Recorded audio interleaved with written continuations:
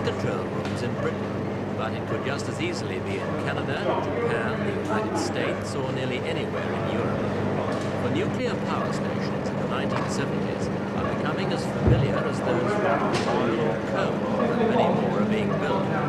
Since coal and oil supplies aren't limitless, and oil, of course, has rocketed in price, atomic power is becoming more attractive than ever. But the nuclear solution is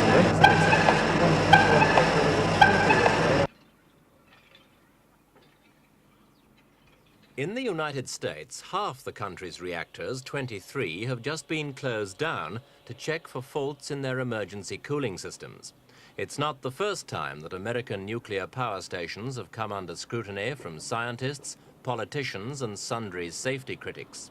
The fact is that nuclear power can be dangerous. It has a bad image: atomic blasts, radioactive contamination, even though it's helping to relieve the energy shortage.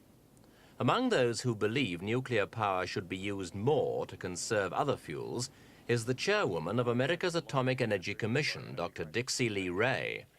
Long range, yes, it is one of the two ultimate answers, I think, because no matter how much we use or how carefully we use our fossil fuels, ultimately we will run out. And to generate electricity by nuclear means takes a resource that is not otherwise needed or used for transportation or heating or something like that.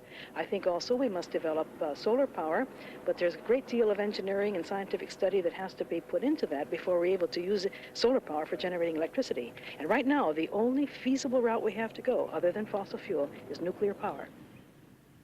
The people of Broomfield, Colorado aren't as enthusiastic as Dr. Ray about nuclear fuel. They've already had a taste of it, literally.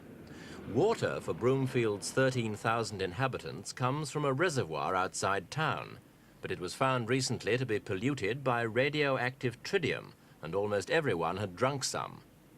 It had seeped in from a nearby factory at Rocky Flats, where they make trigger devices for nuclear weapons. Fortunately, the alarm went up before radiation reached danger level.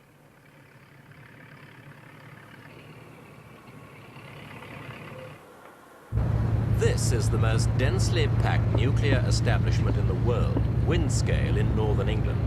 And from Windscale comes one of the most disturbing and numerous nuclear sites. Here, British nuclear fuels, a state-owned company, runs a factory for extracting uranium. At present, the company is being sued by three people contaminated by radiation, and there's widespread concern for deaths due to to allay public speculation about radiation leaks, Windscale was recently opened to the press for the first time.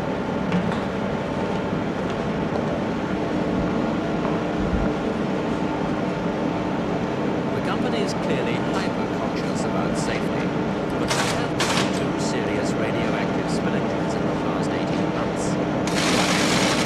Either way.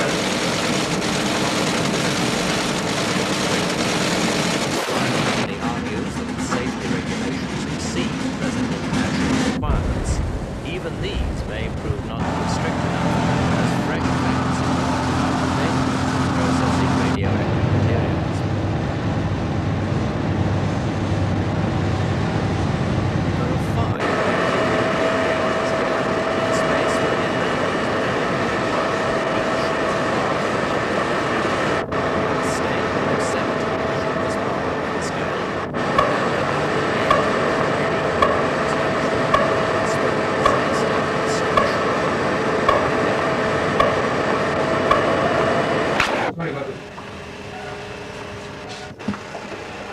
One in every 10, 3,800 people employed here is a safety worker. This high proportion is necessary because Windscale's work as a reprocessing plant for nuclear fuel is potentially an extremely hazardous one. The main task is to take used nuclear material from scores of British and overseas power stations, extract the uranium and plutonium, then dispatch it for reuse as a nuclear fuel. These are plutonium.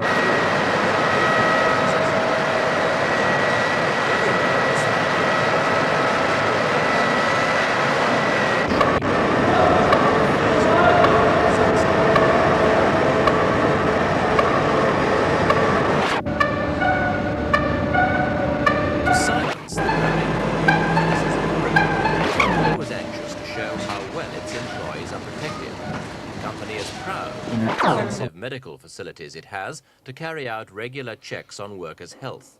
Most of the people who work at Windscale accept the ever-present danger of a chance catastrophe.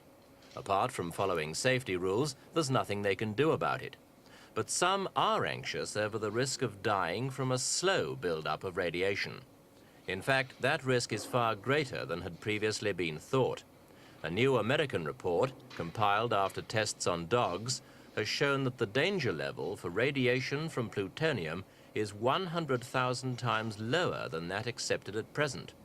It claims that working at the existing permitted levels might well result in lung cancer or leukemia.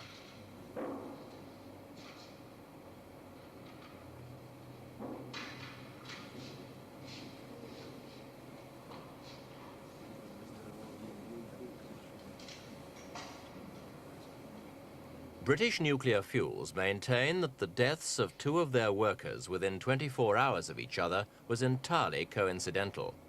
Windscale's chief executive is Dr. Ned Franklin, who insists that the establishment's safety record is good and precautions are all they should be. People had been ill for a period of years, and it is utterly coincidental that they came to die at the same time. One of them died of leukemia, the other one did not. It is known that from large doses of radiation, people can contract leukemia. This is known from atomic bomb victims.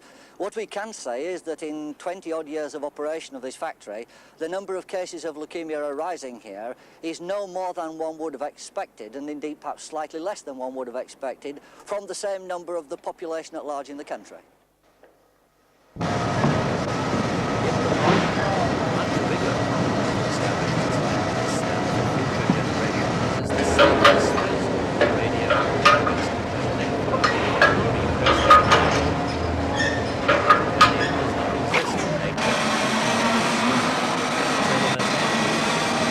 Stored in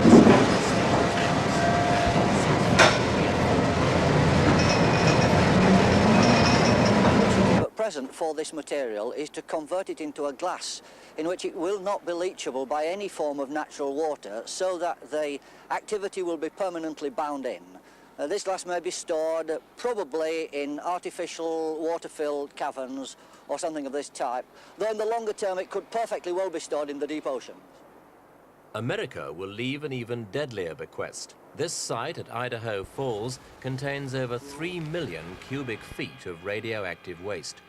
It's relatively low-level material. Even so, it won't be safe for 250,000 years.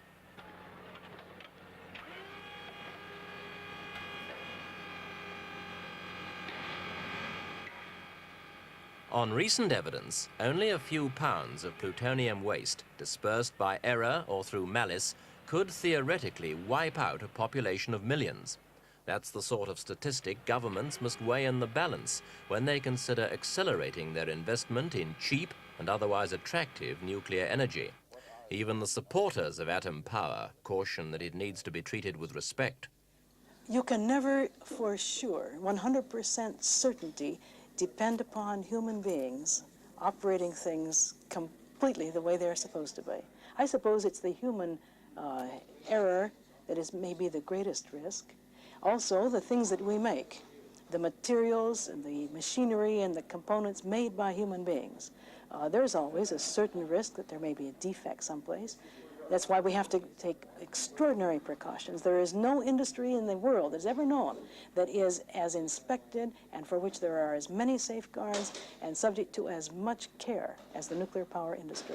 Well, is there anything that we should be doing that we may not be doing to increase those safeguards? If there is, we hope to learn about it. In that case, it will be done. I think we can say, to paraphrase an old slogan, that the price of using power, and especially of using nuclear power, is eternal vigilance.